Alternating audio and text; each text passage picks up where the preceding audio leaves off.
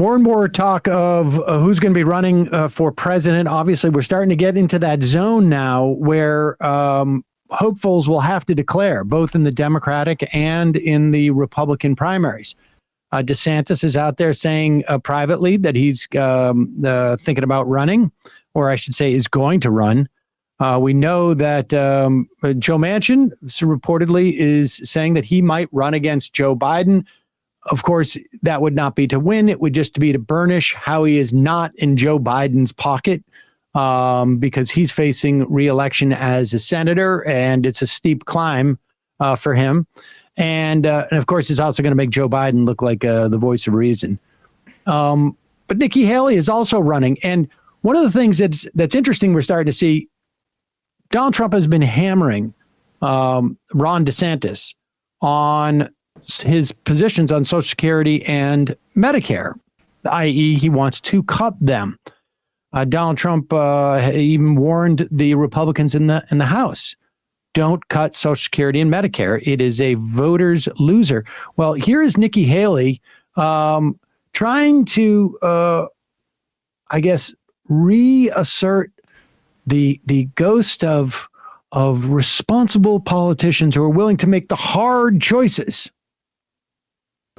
Ambassador, as you know, President Trump has said, and he's running against you for the nomination, that it's a big mistake for Republicans to even consider doing anything with Social Security and Medicare, Medicaid, that is going to guarantee defeat. I'm paraphrasing here. What do you say to that? We have to be realistic. It is unrealistic to say you're not going to touch entitlements. The thing is, you don't have to touch it for seniors and anybody near retirement. You're talking about the new generation, like my kids coming up. You're talking about that. You've got to start thinking 10, 20, 30 years out. We can't just think about one presidential election.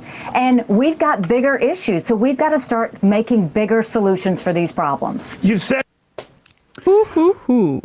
So wow, this is very bad at this.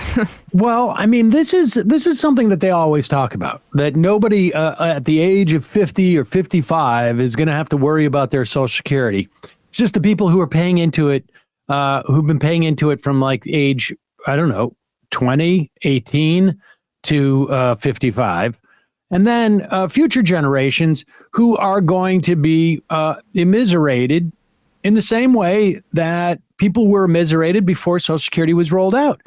There's a big opportunity to help Social Security. It's super easy. Raise the cap on what income gets taxed by Social Security. Just raise it back to where it captures the normal percentage of income generated by Americans, like it used to be at 91%. And now it only touches about 86%.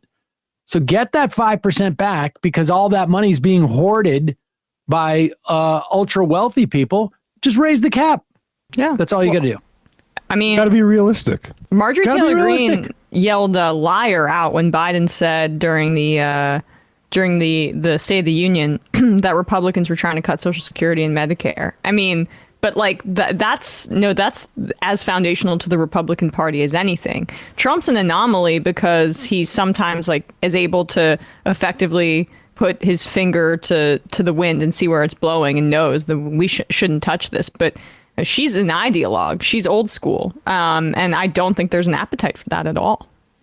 And understand, he thinks he can become president. And he knows last time he became president, he was able to cut his taxes. He knows that they're not going to raise, this is, and to be clear, there's two elements about this, right? About Social Security. One, they don't want to raise taxes on wealthy people in any shape or form.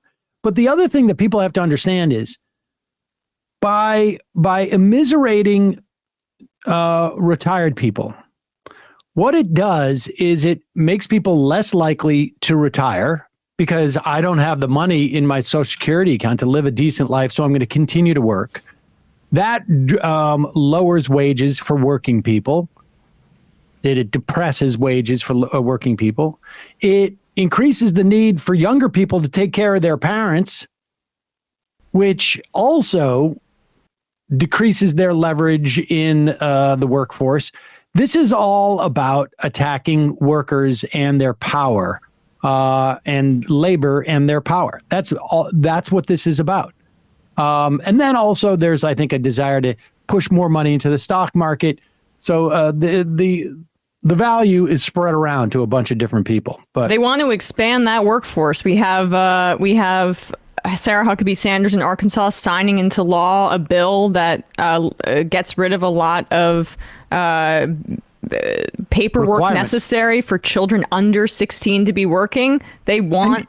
You know what that's about? Yeah, well, that's to undercut unions, and then they can pay lower wages to those kids. But then it's on both ends, right? You make the retirement age higher, so there's more people in the workforce, and lower, so kids can be exploited more, and that just gives more leverage to the bosses. And let's be clear about that Sarah Huckabee Sanders thing.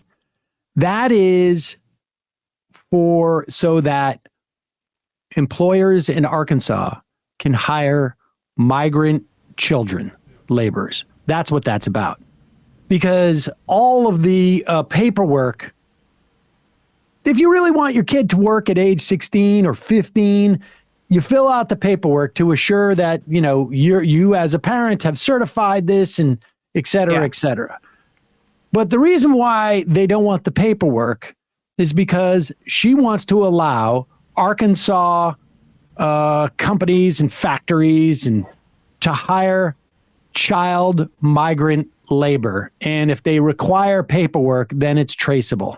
And that's what that's all about. Mm-hmm. For every kid, citizen under the age of 16 who works, there's going to be like half a dozen or a dozen migrant kids who are going to end up working in these factories with absolutely no protections. Many of whom who are there not necessarily with their parents, maybe they're their uncles or their aunts or friends.